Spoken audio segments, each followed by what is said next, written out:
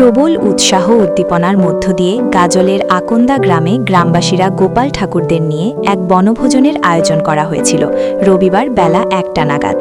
এলাকাবাসী সহ আশেপাশে গ্রাম থেকে বনভোজনের সামগ্রী সংগ্রহ করে রান্নাবান্না করে এক বনভোজনের আয়োজন করে।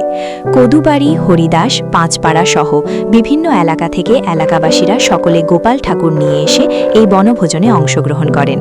এদিন প্রায় শতাধিক গোপাল ঠাকুর নিয়ে উপস্থিত হয়েছিলেন গোপালের ভক্তরা।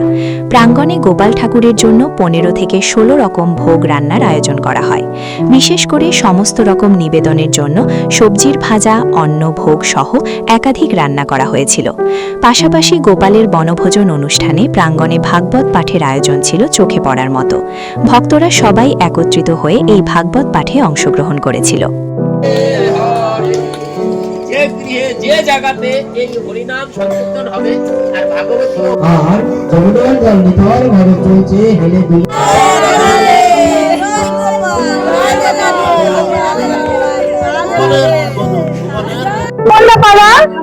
এটা আকন্দাপাড়া, আমরা গ্রামবাসীরা সবাই মিলে এই গোপালের বনভোজন করি। এই শীতের সময় এই বনভোজনটা হয়।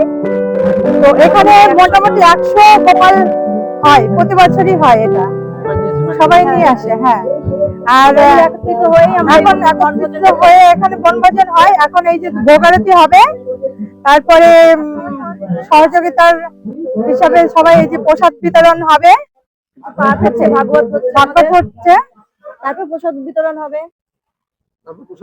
হ্যাঁ হ্যাঁ, প্রসাদ বিতরণ হবে। আপনার নাম?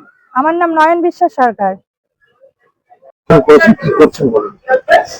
আমরা আকন্দা গ্রামবাসীর সব মহিলারা, প্রত্যেকটা গ্রামবাসীর মিলে আমরা আকন্দায় হচ্ছে গোপালের বনভোজনটা শুরু করেছিলাম।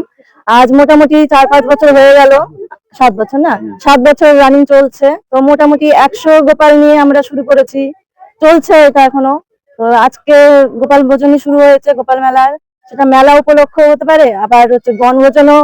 হ্যাঁ, মেলা হচ্ছে গোপালদের নিয়ে। প্রত্যেকটা গোপাল এসছে আমাদের গ্রামেরই, বাইরে থেকেও এসছে অনেক গোপাল। হ্যাঁ, বাইরে আমাদের আকন্দা গ্রামের পাশে আশেপাশে গ্রাম থেকেও আশেপাশে গ্রাম থেকেও আমাদের এসছে গোপাল। তো প্রতি বছরের মতন এবছরও আমরা বনভোজন গোপালকে নিয়ে শুরু করেছি।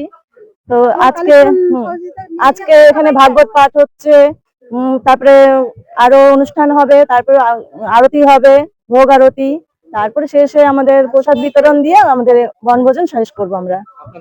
আমার নাম রীনা প্রামাণিক, আমি আকন্দারি।